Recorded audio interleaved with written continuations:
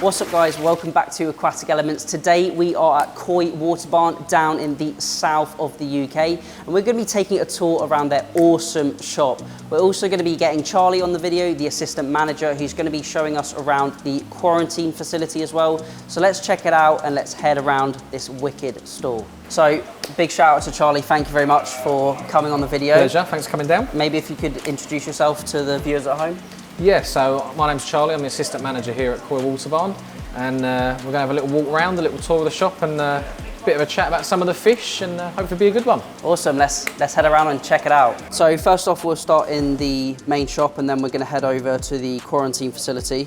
Maybe if you could talk to us a bit about the business and how long you guys have been here. Sure, so we are now celebrating 43 years of being in the trade. So we specialise in high-end premium Japanese koi. Particularly we're known for our Sakai fish farm fish, but also we get from breeders such as Dainichi, Momotaro, all of the big names out in Japan. We go out several times a year and hand select all of our fish. This is our main pond, so this is where usually most of the bigger fish are. So in here we've got a mix of Sakai, we've got some Dainichi and a few Momotaro as well, mainly Nisai. So all about the sort of 60 cm size, and there's a couple of huge monster chagoi in there. They're 1.5 years old and 75 cm. So we got a real mix of fish in there. But so as well as obviously our famed large fish in our main pond, we stock all sorts of sizes, ages and varieties of koi to suit all price ranges and budgets as well. We get anything from 10 centimetres up to 110 centimetres, so we really do cover it all. But as well as that, we supply dry goods. We specialise in Oasi filtration, but we also sell Evolution Aqua. We've got medications, of course food, so we really are a one-stop shop as well. Yeah, we've been in this place now 6 years, so we moved here in 2019. Some of you may remember if you visited us before, we used to be in Chelsfield at Lily's Farm. So yeah, we moved there and set up here, and yeah, 6 years we've been here now, so things have gone well, and onwards and upwards. Awesome, shall we check out some of the other ponds and some of the, I suppose, larger fish that you've got here? Yeah, let's go for it. So this is our aquarium pond, as we call it. At the moment in here, we've got mainly Omasako. So Omasako is famed for his Shiro Utsuri, which are these guys, black and white. So we've got quite a few of those in there, some nice Nisai. As well as that, we've got some Beppu Go Sanki. So we've got some Showa in there, a few nice Sanki, nice mix of fish, and a couple of these funky things. So these are called Aragoke. Oh yeah. These are a fairly new addition to the koi hobby. So Aragoke actually means brick wall in Japanese as a rough translation. As you can see, that's what the scales resemble to an extent, is a brick wall. So basically an Aragoke has these big sort of apple slice scales rather than what we call a wagoi, which is a fully scaled carp. Yeah, becoming very, very popular now. And these are from a bloodline called Kachu, which is named after the old armour that the samurais used to wear. So a really cool little bloodline, that. Is the Aragoke referring to the scales rather than the colour? Correct, yeah. So we would call that, if he comes around in a minute, this guy for instance, this is a Ginrin Aragoke Chagoi. So the variety remains the same, and this one as well, this is just an Aragoke Chagoi. So it's a Chagoi, which is a brown single coloured koi, but the scalation makes it an Aragoke. Awesome, should we head up the stairs to the next one? Let's go. So now this is the top-down view of that pond we saw with the Aragoke Chagoi in it. What other varieties have you got in here, and how are these filtered? So, the majority of our filters here are Oasi drum filters. So they really are the top of the range pond filtration. So they're a self-cleaning filter system, which works great for us because we have so many ponds and so little time. It really works in our favour, but they're a very fantastic bit of kit. We've got one on display that we can have a closer look at as well. But they're a compact series, so they've got the drum, which takes out all the sediment, and a moving bed in one chamber. So we run all of our ponds down here except one on Oasi drums. I can see the clarity is absolutely crystal clear. Yeah, these are, funny enough, these just had a heavy feed. So a little bit of murkiness in the water, but yeah, usually it's like gin. Looks like you've got quite a strong flow rate as well. Do you have quite a good turnover of water? Yeah, so we like to keep the turnover high. Obviously the optimal rate generally we recommend for a koi pond is 1 times the volume an hour. But as we have quite heavy stocking, we do it a little bit higher just so it can keep up with the biomass. And yeah, supports the system very, very well. It's looking nice and full at the moment, fish are happy. In here at the moment, this is actually very interesting. Now these are from Suzin Koi Farm. Now, a lot of you may not have heard of that, and that is because this is, these are Sakai fish, but from China. So Sakai has opened a facility in China, and yeah, we bought some fish from him, and yeah, quite an exciting new avenue. Something a bit different, but there's some lovely fish in here. There's still Sakai blood, so some really cracking pieces in there. So mainly just specialise in the Gosanki lines? Sakai is, yeah, Sakai really specialises in Sanki and Kahaku. The Suzin will be slightly different, but Sakai himself is specialising in, always known for Sanki, but Kahaku as well. Sometimes does shower, and has sometimes little side projects for single coloured goys, as we call them. He's done some quite big ones like Yellow Magic Chagoy, Super Mango Karashi Goy, that sort of thing. So, this is the main event. This is our main pond. It's 26,000 litres. This is run on 2 Oazi Compact Ls, and it keeps it like this all year, every year. Crystal, crystal clear. It has to be with the great big viewing window we got down there. But yeah, the water quality is superb in here. But this is where we keep, like I say, all our big Nisai from the top breeders, your Sakai, Dainichi, Momotaro. I mentioned we stock all sorts of koi from 10 centimetres up to over a metre, lots of different varieties. We also can source champion grade fish. So we were actually the first non-Japanese to win the All Japan Koi Show Grand Champion back in 2006.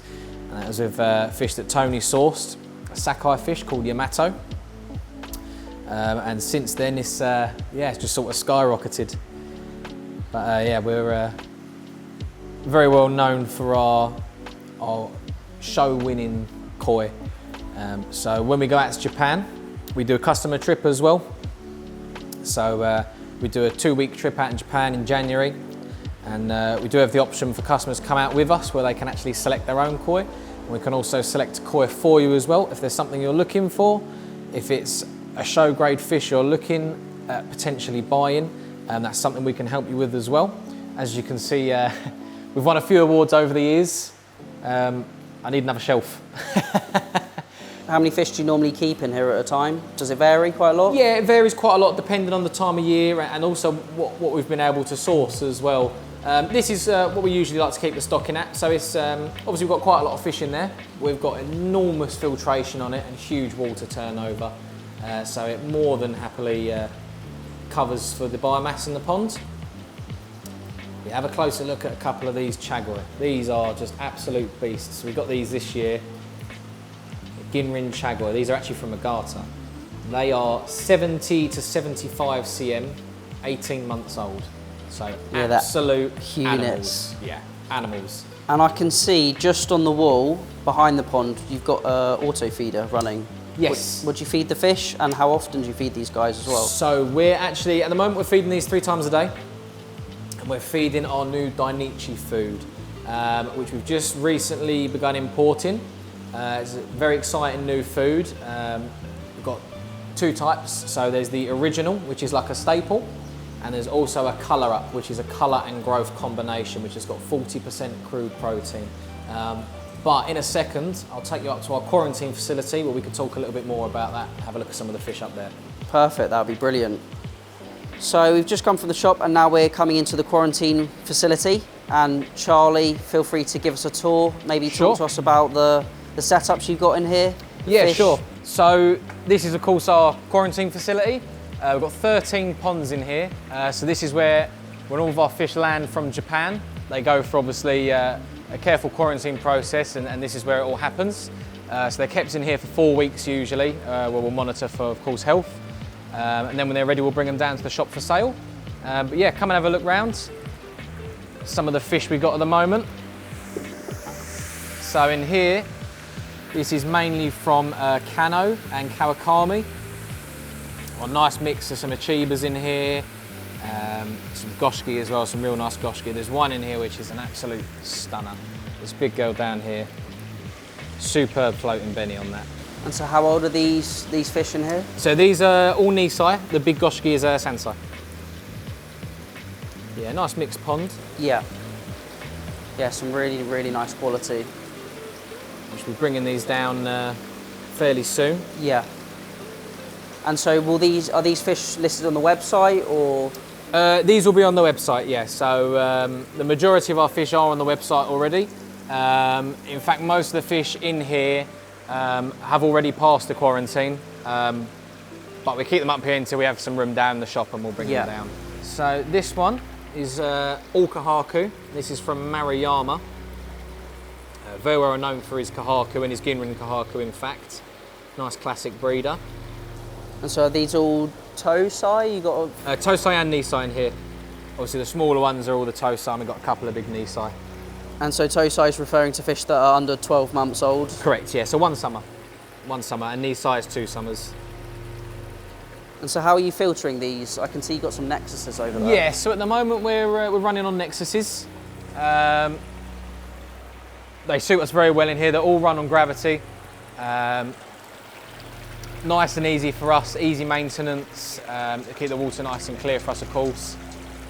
But yeah, we definitely don't want to be having a load of multi-bays up here. Yeah, that's for sure. So you've got bottom drain feed in? Yes, so bottom drain feeds in, comes up, you go into your centre chamber and you've got a settlement chamber in the middle. Yeah. That basically collects all the sediment and the dirt.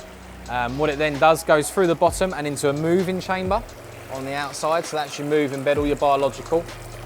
And then comes through here down to your pump. You've got it through a heater and a UV. Obviously we use the heaters in winter. And then on your return to the pond. So a nice simple setup, but very effective. Yeah, it does the job for us, keeps the water nice and clean. And that's all on the automatic Nexus, isn't it? These are on the auto boxes. We tend to clean them sort of as and when as well. So they're on every 3 days. That's the sort of default setting. But of course, if we got a particularly heavy stocked vat, then we may find it needs cleaning a bit often. So really nice and easy. You just press a button. Sorted. That'll then go through the cleaning cycle, which takes about 10 minutes or so. Yeah. And yeah, it will do it itself. And got a waste pipes all connected down here, so all the dirty water goes straight down to a drain. So a nice and efficient system. And then you've got, is it an auto top-up system you've got on there as well? Correct, yeah. So every system again has an auto top-up box, especially when we've got an automatic filter. It's very important that we have the auto top-up boxes on because they're always using water. Yeah, so this is the next pond as well. This is Momotaro, another breeder famous for his Kahaku, but we've got a few little different bits and bobs in here.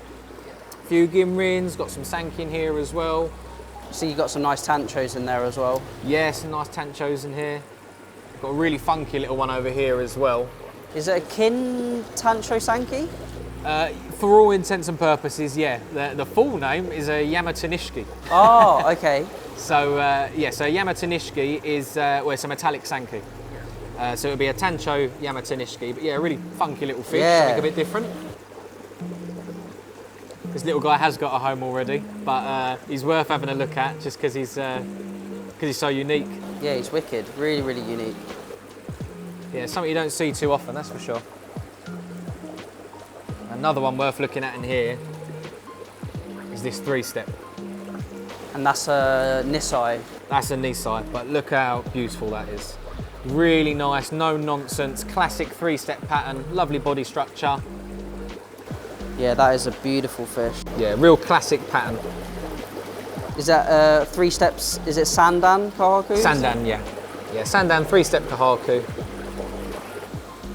So moving next to the next pond, what have we got in This here? is a big old pond of tosai. These are from Ikarashi. So this is a mixture of Hiyatsuri, got a few Gosanki in there as well, and some metallic bits and pieces as well. So another nice mixed tank, something a little bit different. These will be available soon as well. These haven't landed all that long ago. And so these are tosai, and I was going to say, do you keep all of the ponds separate? I assume because it's a quarantine system. Yes, so we take biosecurity very seriously, and although we only buy from trusted breeders in Japan, we're still very strict on our ponds. So every breeder will have its own pond, generally speaking. Obviously, we don't mix nets or anything that's come into contact with any water, just to be on the safe side. But yeah, we keep them all separate, and just the safest way to be.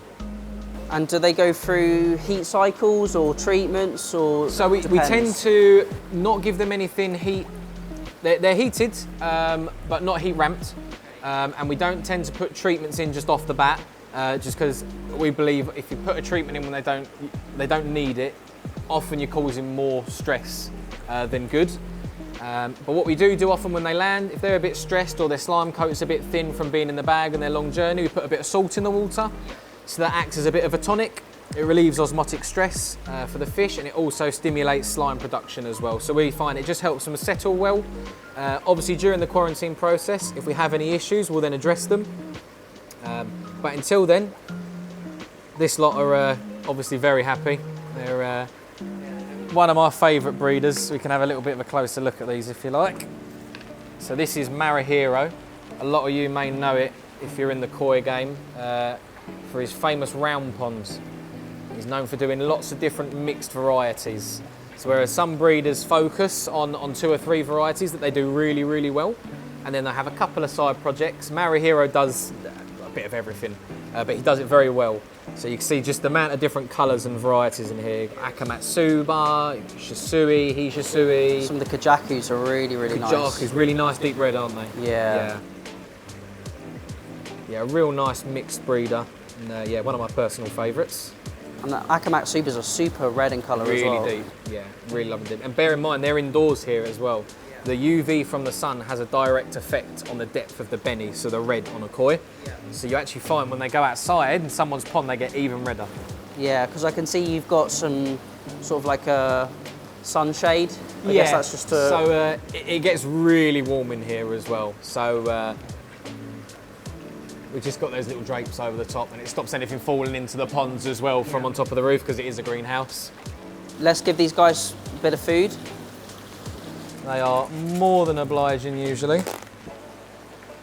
So what are you feeding? Do you feed all the same foods, different foods here?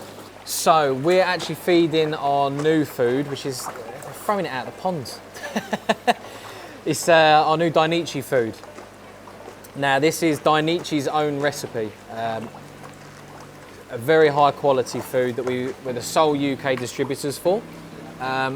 The quality of the ingredients in it are spectacular, and the grade of fish meal is actually hand picked on every batch.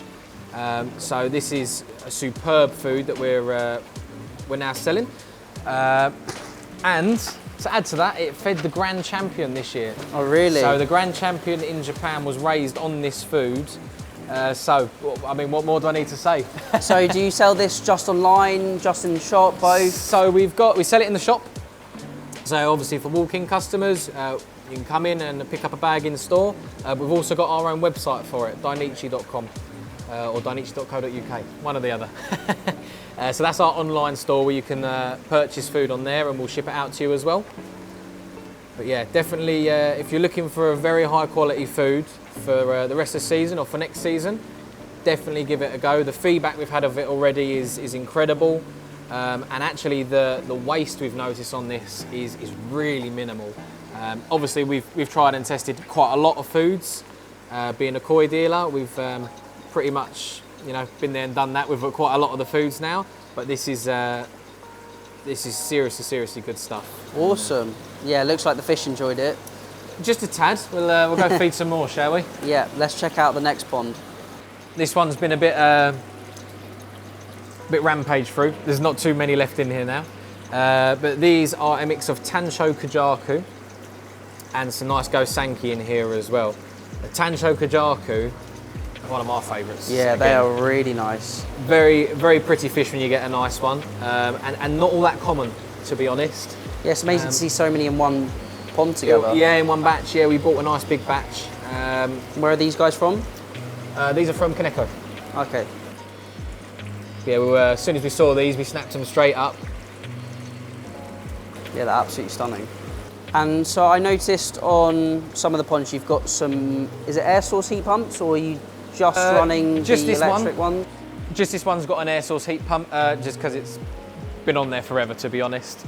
All the others are actually running off small inline heaters. That's all we need. They're not huge vats, and obviously being a greenhouse, it insulates quite well. But during the winter, especially when we're taking new fish from Japan, the heat again just takes the edge off. And we like to keep it a nice consistent temperature for them as well and avoid any temperature spikes or drops. This has got yellow monkeys from Dainichi and some Sakai Go Sankey, so a really nice little pond. I'll try and move this a little bit, give you a little bit of an easier view. So the yellow monkeys are a bloodline of Karashigoi? Yes, that's correct. So yellow monkey is a Ginrin Karashigoi bloodline from Dainichi. They're just known for having huge bodies, lovely deep yellow colour as well, because Karashigoi can vary quite a lot. You can have sort of the more creamy colour Karashigoi, almost peachy, some of them, almost like a pink, and obviously more yellow. Yellow monkeys tend to be a really nice bold yellow colour, but they're known for just sheer body mass and size. They can get really, really huge. Yeah, the one, again, I need to stop saying personal favourites. They're all my personal favourites. I can see we've got some smaller toe size in here. Yes, so these are some very young yellow monkey mixes. So these are from a yellow monkey spawning, but not all of them are Ginrin Karashi. So where we were speaking a moment ago about bloodlines, so obviously the bloodline doesn't necessarily dictate the variety of koi. This is still a yellow monkey batch, but we've got different varieties in here. So in here, there's Soragoi, there's still some Ginrin Karashigoi, Chagoi, a Chiba, a real mix. And again, because they come from the yellow monkey line, they have that potential to get really, really big. So yeah, some really cool little growing bits in there. These are all from Agata. So we've got a nice mix of some Budo Goromo in here. Yeah, they're really, really nice. They really stood out to me. Really nice, great colour. Really clean as well. And then that big Matsukau Baki. Yeah, really funky. Brilliant. Well, thank you very much for giving us the tour. Really No appreciated problem. seeing both the main shop and also the quarantine facility. But yeah, thank you very much. No worries. And that is it for today's video here at Koi Water Barn. A big shout out to Charlie for giving us the full tour. They had some absolutely epic fish in these ponds, and also the quarantine facility was absolutely phenomenal. Definitely one of the best dealers here in the UK. If you want to see more of our shop tours, and we're also going to be visiting many aquarium hobbyists as well, then make sure to hit that subscribe button and leave a comment down below. Let me know what you thought of Koi Water Barn. But that's it for today's video. Thank you all for watching. Remember to keep those water changes up, and happy fish keeping.